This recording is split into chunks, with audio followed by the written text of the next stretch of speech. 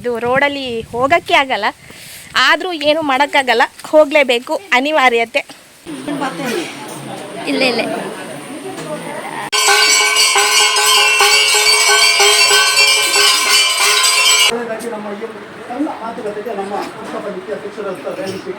ಜನ ಹೊರಟಿದ್ದೀವಿ ಹೆಣ್ಮಕ್ಳು.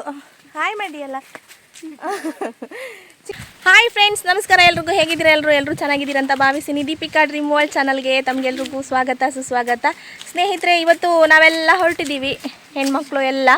ಅಂದರೆ ನಮ್ಮ ಕುಟುಂಬದ ಸ್ಥಾನ ಇದೆ, ದೇವಸ್ಥಾನ.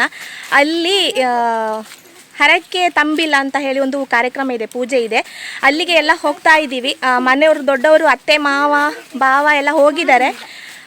ಮಕ್ಕಳು ಸ್ಕೂಲಿಗೆ ಹೋಗಿದ್ದಾರೆ. ಸ್ಕೂಲಿಂದ ಭಾವ ಬಿಟ್ಟು ಬಂದಿದ್ದಾರೆ ಸ್ಕೂಲಿಗೆ, ಅಲ್ಲಿಂದನೇ ವಾಪಸ್ ಕರ್ಕೊಂಡು ಬರ್ತಾರೆ.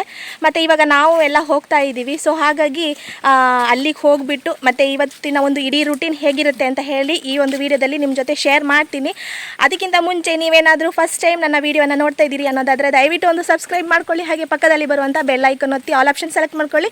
ಹಾಗೆಯೇ ವಿಡಿಯೋ ಇಷ್ಟ ಆದರೆ ಲೈಕ್ ಮಾಡಿ, ಶೇರ್ ಮಾಡಿ, ಕಮೆಂಟ್ ಮಾಡೋದನ್ನು ಕೂಡ ಮರಿಬೇಡಿ ಅಂತ ಹೇಳ್ತಾ ಈ ಒಂದು ವಿಡಿಯೋನ ಸ್ಟಾರ್ಟ್ ಮಾಡೋಣ. ಮತ್ತು ನೋಡಿ, ನಾವಿಷ್ಟು ಜನ ಹೊರಟಿದ್ದೀವಿ ಹೆಣ್ಮಕ್ಳು. ಹಾಯ್ ಮಾಡಿ ಅಲ್ಲ. ಚಿಂಟು ಹಾಯ್ ಮಾಡಿ. ಯಾನು ಹಾಯ್ ಮಾಡು. ಹಾಯ್. ಎಲ್ಲ ಹೊರಟಿದ್ದೀವಿ. ಮತ್ತು ಚಿಂಟು ಇವಾಗ ನಡಿಲಿಕ್ಕೆ ಸ್ಟಾರ್ಟ್ ಮಾಡಿದ್ದಾನೆ. ನಮ್ಮದು ರೋಡು ಕೂಡ ನೋಡಿ ಎಷ್ಟೊಂದು ಖರಾಬಾಗಿದೆ ಅಂದರೆ ನೀವು ನೋಡ್ತಾ ಇರ್ಬೋದು. ಇದು ರೋಡಲ್ಲಿ ಹೋಗೋಕ್ಕೆ ಆಗಲ್ಲ, ಆದರೂ ಏನು ಮಾಡೋಕ್ಕಾಗಲ್ಲ, ಹೋಗಲೇಬೇಕು, ಅನಿವಾರ್ಯತೆ. ನೋಡೋಣ ಯಾವಾಗ ಈ ಒಂದು ಊರಿನ ರೋಡು ಸರಿಯಾಗುತ್ತೆ ಅಂತ ಹೇಳಿ ನಾವು ಕೂಡ ಕಾಯ್ತಾ ಇದ್ದೀವಿ. ಸರಿ, ಓಕೆ. ಹಾಗಾದರೆ ಲೇಟ್ ಮಾಡೋದು ಬೇಡ, ಈ ಒಂದು ವಿಡಿಯೋನ ಸ್ಟಾರ್ಟ್ ಮಾಡ್ತೀನಿ. ಅಲ್ಲಿ ಆಲ್ರೆಡಿ ಪೂಜೆಗೆಲ್ಲ ಸ್ಟಾರ್ಟ್ ಮಾಡಿರ್ಬೋದು. ನಾವು ಕೂಡ ಎಲ್ಲರೂ ಹೋಗಿದ್ದಾರೆ ಆಲ್ರೆಡಿ. ನಮಗೆ ಮನೆಯಲ್ಲೆಲ್ಲ ಚಿಕ್ಕ ಪುಟ್ಟ ಕೆಲಸ ಎಲ್ಲ ಮುಗಿಸ್ಕೊಂಡು ಅವರವರ ಕೆಲಸವನ್ನೆಲ್ಲ ಅವರು ಮುಗಿಸ್ಕೊಂಡು ನಾವು ಇವಾಗ ಹೊರಡ್ತಾ ಇದ್ದೀವಿ. ಸೊ ಲೇಟ್ ಮಾಡೋದು ಬೇಡ, ಹಾಗಾದರೆ ವಿಡಿಯೋವನ್ನು ಸ್ಟಾರ್ಟ್ ಮಾಡೋಣ. ತುಂಬ ದೂರ ನಡಿಬೇಕು. ಓಕೆ, ಮತ್ತೆ ವಿಡಿಯೋವನ್ನು ಕಂಟಿನ್ಯೂ ಮಾಡ್ತೀನಿ. ಹಾಗೆ ನೀವಿಲ್ಲಿ ನೋಡ್ತಾ ಇರ್ಬೋದು ಸ್ನೇಹಿತರೆ, ನಾವು ಇಲ್ಲಿ ಅಂದರೆ ಸ್ವಲ್ಪ ದೂರ ನಡ್ಕೊಂಡು ಬಂದು ಮತ್ತೆ ತೋಟದಲ್ಲಿ ಹೋಗಬೇಕು, ದೇವಸ್ಥಾನಕ್ಕೆ ಹೋಗಬೇಕು ಅಂತ ಹೇಳಿದರೆ. ಹಾಗಾಗಿ ಇಲ್ಲಿ ಹೋಗ್ತಾ ಇದ್ದೀವಿ. ಚಿಂಟು ಬೇರೆ ನಡೀತಾ ಇದ್ದಾನೆ, ಹಾಗಾಗಿ ನನಗೆ ಸ್ವಲ್ಪ ಫ್ರೀ ಆಯಿತು. ಅಕ್ಕ ಮುಂದೆ ಕರ್ಕೊಂಡು ಹೋಗ್ತಾ ಇದ್ರು. ಮತ್ತು ನೀವು ನೋಡ್ತಾ ಇರ್ಬೋದು ತೋಟದ ವಾತಾವರಣ ಹೇಗೆಲ್ಲ ಇದೆ ಅಂತ ಹೇಳಿ. ತುಂಬಾ ಚೆನ್ನಾಗಿರುತ್ತೆ ಇಲ್ಲಿ ವಾತಾವರಣ.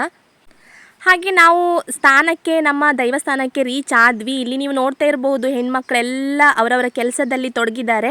ಅಂದರೆ ಕುಟುಂಬದ ಪ್ರತಿಯೊಬ್ಬರು ಬಂದು ಇಲ್ಲಿ ಸೇರಬೇಕು. ಅಡುಗೆಯಿಂದ ಹಿಡಿದು ಪಾತ್ರೆ ತೊಳೆಯೋದಿಂದ ಹಿಡಿದು ಎಲ್ಲ ಕೆಲಸದಲ್ಲೂ ಸೇರಿ ಮಾಡಬೇಕು. ಹೊರಗಡೆಯವರು ಯಾರು ಇಲ್ಲಿ ಕೆಲಸಕ್ಕೆ ಜನ ಬರಲ್ಲ. ಹಾಗಾಗಿ ಪ್ರತಿಯೊಬ್ಬರು ಅವರವ್ರದ್ದೇ ಆದ ಕೆಲಸವನ್ನು ಮಾಡ್ತಾ ಇದ್ದಾರೆ. ಮತ್ತು ಪೂಜೆ ಇನ್ನೂ ಸ್ಟಾರ್ಟ್ ಆಗಿರಲಿಲ್ಲ, ಹಾಗಾಗಿ ಹೆಣ್ಮಕ್ಳೆಲ್ಲ ಕೂತ್ಕೊಂಡು ಮಾತಾಡ್ತಾ ಇದ್ರು. ಯಾವಾಗಲಾದರೂ ಅಪರೂಪಕ್ಕೆ ಹೀಗೆಲ್ಲ ಒಟ್ಟಿಗೆ ಸಿಗೋದು. ಹೀಗೆ ಸ್ಥಾನದಲ್ಲಿ ಏನಾದರೂ ಪೂಜೆ ಇದ್ದರೆ ಇಡೀ ಕುಟುಂಬದವರು ಸೇರ್ತಾರೆ. ಹಾಗೆ ಇನ್ನೂ ತುಂಬ ಜನ ಬರೋರಿದ್ದರು, ಹಾಗಾಗಿ ಎಲ್ಲ ಕೂತ್ಕೊಂಡಿದ್ದಾರೆ.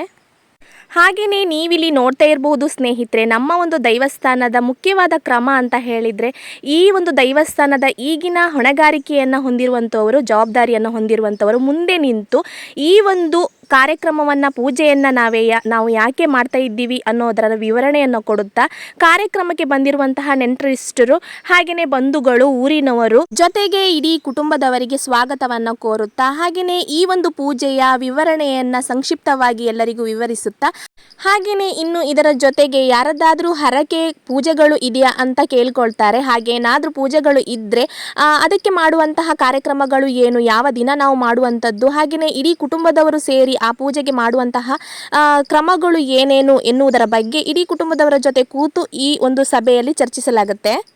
ಹಾಗೆಯೇ ನಮ್ಮ ಒಂದು ದೈವಸ್ಥಾನದ ಇನ್ನೂ ಒಂದು ಮುಖ್ಯವಾದ ವಿಚಾರ ಅಂತ ಹೇಳೋದಾದರೆ, ನಮ್ಮ ದೈವಸ್ಥಾನದಲ್ಲಿ ಏನೇ ಪೂಜೆ ಆದರೂ ಕೂಡ ಇಲ್ಲಿ ಮುಖ್ಯವಾಗಿ ನೆಂಟರಿಷ್ಟರಿಗೆ ತುಂಬ ಪ್ರಾಮುಖ್ಯತೆಯನ್ನು ಕೊಡಲಾಗುತ್ತೆ. ನೆಂಟರಿಷ್ಟರು ಅಂತ ಹೇಳಿದರೆ ನಮ್ಮ ಮನೆಯ ಹೆಣ್ಣು ಮಕ್ಕಳನ್ನು ಕೊಟ್ಟ ಮನೆ ಆಗಿರಬಹುದು, ಅಥವಾ ಬೇರೆ ಮಕ್ಕಳನ್ನು, ಹೆಣ್ಣು ಮಕ್ಕಳನ್ನು ನಮ್ಮ ಮನೆಗೆ ತಂದ ಮನೆ ಆಗಿರಬಹುದು, ಅವರಿಗೆ ತುಂಬ ಪ್ರಾಮುಖ್ಯತೆಯನ್ನು ಕೊಡಲಾಗುತ್ತೆ.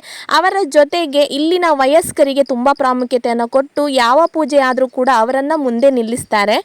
ಹಾಗೆಯೇ ಈ ಒಂದು ಸಂದರ್ಭದಲ್ಲಿ ಇನ್ನೊಂದು ಮುಖ್ಯವಾದ ವಿಚಾರ ಅಂತ ಹೇಳೋದಾದರೆ, ನಮ್ಮ ಒಂದು ದೈವಸ್ಥಾನದಲ್ಲಿ ಪ್ರತಿ ವರ್ಷವೂ ಹರಿಸೇವೆ ಅನ್ನೋ ಒಂದು ಪೂಜೆ ಮಹಾಪೂಜೆಯನ್ನು ವರ್ಷಂಪ್ರತಿ ಮಾಡ್ತಾರೆ.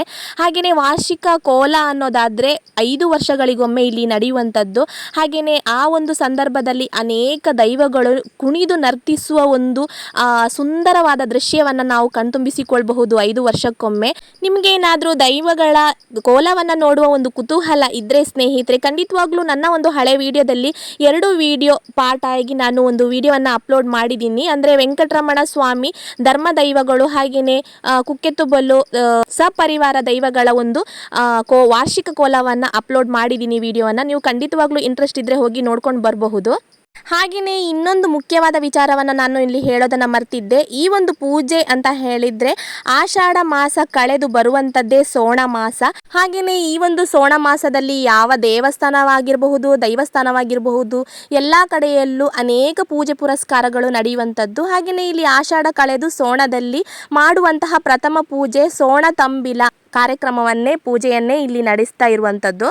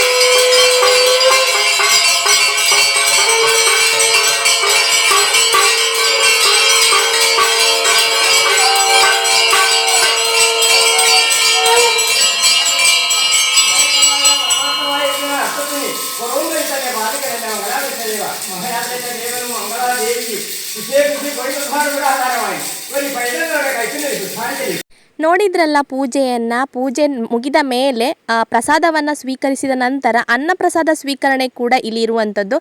ಹಾಗೆಯೇ ಪ್ರತಿಯೊಬ್ಬರು ಕೂತ್ಕೊಂಡು ಊಟವನ್ನು ಮಾಡ್ತಾ ಇದ್ದಾರೆ ಇಲ್ಲಿ.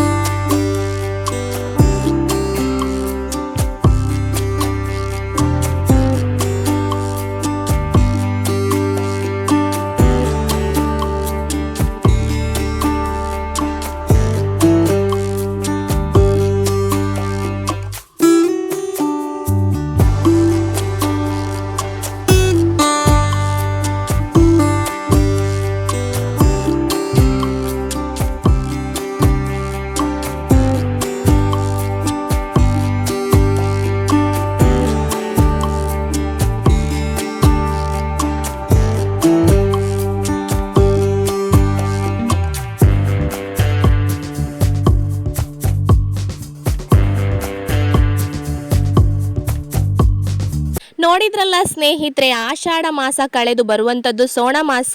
ಹಾಗೆಯೇ ಈ ಒಂದು ಸೋಣ ಮಾಸದಲ್ಲಿ ಮಾಡುವಂತಹ ನಮ್ಮ ದೈವಸ್ಥಾನದಲ್ಲಿ ಮಾಡಿದಂತಹ ಹರಕೆ ಸೋಣ ತಂಬಿಲ ಪೂಜೆಯ ಒಂದು ವಿಡಿಯೋವನ್ನು ಹಾಗೆಯೇ ಸ್ನೇಹಿತರೆ, ಊಟ ಎಲ್ಲ ಆದ ಮೇಲೆ ಮಕ್ಕಳನ್ನ ಕರ್ಕೊಂಡು ನಮ್ಮ ಭಾವನವರ ಜೀಪ್ ಇತ್ತು, ಜೀಪಲ್ಲೇ ನಾವು ಮನೆ ತನಕ ಬಂದ್ವಿ. ಹಾಗಾಗಿ ನನಗೆ ಬರುವಂಥ ವಿಡಿಯೋವನ್ನು ಮಾಡ್ಕೊಳ್ಳಿಕ್ಕೆ ಆಗಲಿಲ್ಲ. ಅದಕ್ಕೋಸ್ಕರ ನಾನು ಮನೆಗೆ ಬಂದು ವಿಡಿಯೋವನ್ನು ಮತ್ತೆ ಕಂಟಿನ್ಯೂ ಮಾಡಿದೆ.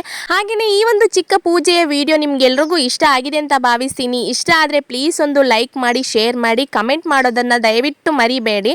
ಹಾಗೆಯೇ ಇನ್ನು ಯಾರಾದರೂ ಸಬ್ಸ್ಕ್ರೈಬ್ ಮಾಡಿಲ್ಲ ಅಂದರೆ ಸಬ್ಸ್ಕ್ರೈಬ್ ಮಾಡಿಕೊಂಡು ಪಕ್ಕದಲ್ಲಿ ಬರುವಂಥ ಬೆಲ್ ಐಕಾನ್ ಒತ್ತಿ ಆಲ್ ಆಪ್ಷನ್ ಸೆಲೆಕ್ಟ್ ಮಾಡಿಕೊಳ್ಳಿ. ಹಾಗೆಯೇ ಮುಂದೆ ಒಂದು ಹೊಸ ವಿಡಿಯೋದೊಂದಿಗೆ ಮತ್ತೆ ಸಿಗ್ತೀನಿ. ಎಲ್ಲರೂ ಖುಷಿಯಾಗಿರಿ, ನಗ್ನಗ್ತಾ ಇರಿ. Thank you for watching.